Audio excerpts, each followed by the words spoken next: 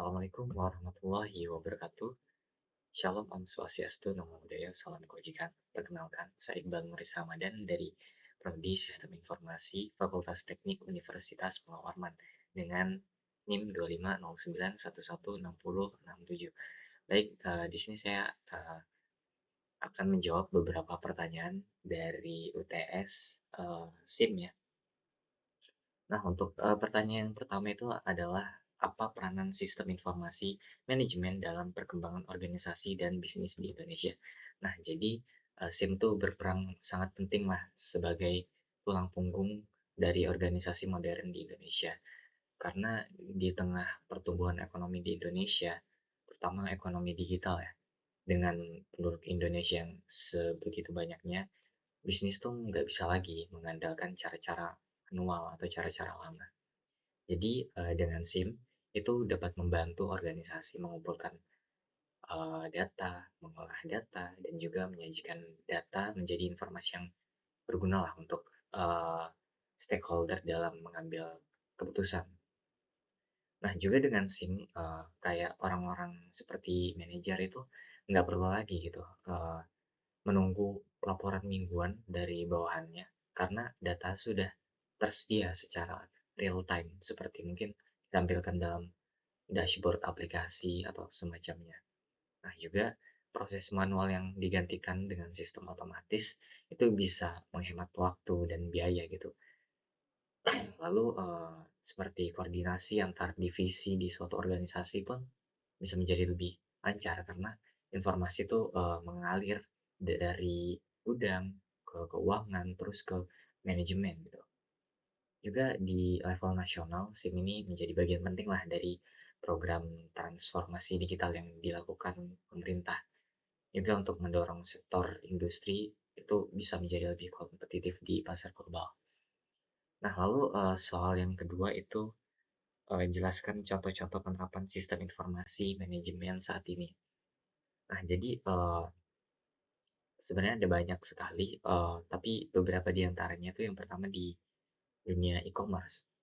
Contohnya seperti platform kayak Tokopedia, Shopee, Bukalapak. Mungkin Bukalapak udah tutup atau gimana, tapi ya mereka itu menggunakan SIM untuk mengelola seperti stok barang, memproses transaksi, hingga menghasilkan rekomendasi produk yang dipersonalisasi gitu untuk setiap pengguna. Juga ada lagi contohnya di sektor perbankan gitu, seperti Bank BSI, BCA, Mandiri, BRI, itu mereka mengandalkan SIM untuk em, memproses kayak kan ada banyak tuh pasti setiap harinya tuh transaksi yang terus terjadi jutaan transaksi per hari sekaligus gitu. Juga mereka bisa mendeteksi kayak mungkin anomali atau aktivitas-aktivitas mencurigakan seperti penipuan atau semacamnya. Lalu di bidang kesehatan. Nah, di bidang kesehatan ini sistem informasi itu sudah diterapkan ya di rumah sakit atau eh, di klinik-klinik mungkin ya untuk mengintegrasikan data pasien, jadwal dokter, stok obat hingga penagihan asuransi dalam satu platform. Ya mungkin kayak misalnya untuk mendeteksi apakah orang ini sudah ada BPJS atau mungkin untuk mendeteksi apakah BPJS seorang ini aktif atau enggak ya itu pasti sudah menggunakan SIM gitu. Dan juga di bidang pemerintahan juga uh, terdapat beberapa uh, sistem SIM ya. Itu biasa digunakan untuk kayak data kepegawaian atau mungkin untuk perencanaan daerah dan sistem pajak gitu kayak DJP. Nah, terus di sektor industri manufaktur juga kayak perusahaan-perusahaan besar tuh menggunakan ERP gitu sebagai inti SIM mereka untuk uh, merencanakan atau mengontrol seluruh rantai pasok dari bahan baku tuh hingga bahan jadi seperti itu. Lalu pertanyaan yang ketiga itu jelaskan apa peranan database dalam sistem informasi manajemen. Nah, jadi uh, apa ya? Misalnya kita ibaratkan SIM itu sebuah kota ya. Itu database tuh pondasi ya. misalnya SIM itu rumah ya atau kota, ya database itu fondasinya. Karena tanpa adanya database, maka SIM itu nggak akan bisa berfungsi sama sekali bahkan. Ya mulai dari pelanggan, terus eh, ya mulai dari pelanggan, transaksi, produk, karyawan, hingga laporan keuangan, itu semua data itu disimpan secara terpusat di satu tempat, yaitu database tadi.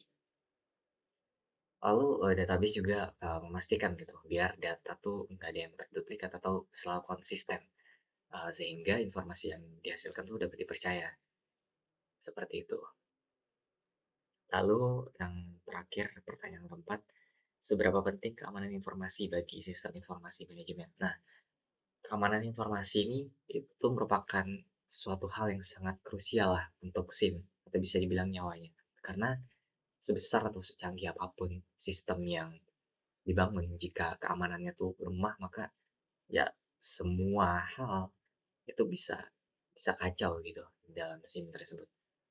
Nah, di Indonesia juga ada beberapa kasus ya, kayak kasus kebocoran data gitu dari tahun ke tahun, kayak data BPJS, data kependudukan, data bank lah, itu pernah jadi uh, korban serangan siber, dan kita pernah lihat gitu dampaknya emang sangat parah sampai beberapa, dan kalau nggak salah itu ada bank BSI di tahun berapa gitu sempat dihack ya, kena serangan siber, dan ya sistemnya hampir lumpuh total dan orang-orang kesulitan untuk melakukan aktivitas transaksi di situ.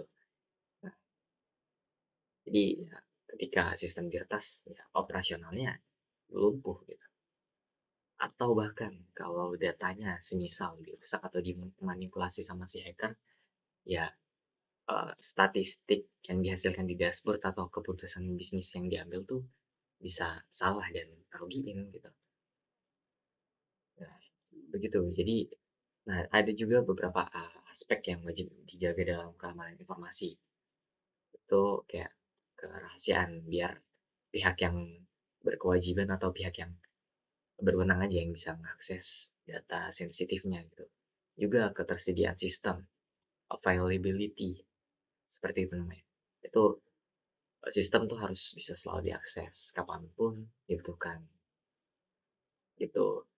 Dan ya perusahaan yang lalai untuk menjaga keamanan informasi tuh nggak cuman nanggung kerugian bisnis, tapi ya bisa juga kena hukuman menurut undang-undang.